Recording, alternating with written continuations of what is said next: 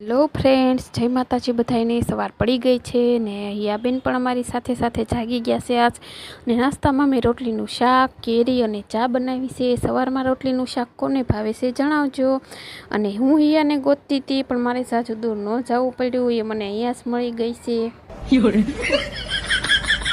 એના ઘરે નાની છોકરી હોય ને એને કટલેરીનો શોખ હોય, છોકરીઓને નાનીથી કટલેરીનો શોખ હોય, એટલે મેં હિયાને થોડીક આવી બધી કટલેરી લઈ દીધી છે, આવી પીનું ને રીંગું ને એવું બધું। હા, આવું બધું જો સામે બધે પડ્યું છે, આ બધું એને ઢોળી નાખ્યું છે। જ્યારે એમ થાય ને કામ નથી કરવા દેતી તો આ ડબ્બો એને દઈ દઉં, એટલે આવી રીતના બધું ઢોળી નાખશે।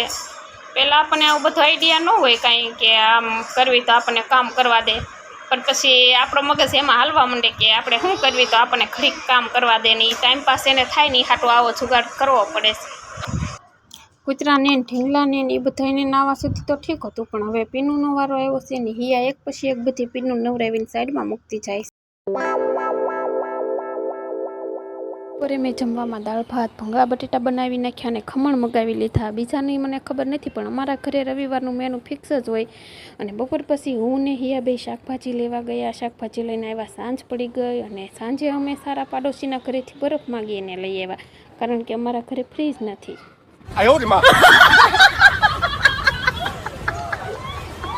માથામાં ચાંદ તારા છે। મેં હિયાને લઈને બહાર આંટો મારવા ગયા હતા, અને પણ એ કોઈના હાથમાં રહેતી નહોતી, એને તો બસ બધે દોડું જ તું। તો ફ્રેન્ડ મળીએ નેક્સ્ટ વિડીયોમાં। Like, share, subscribe.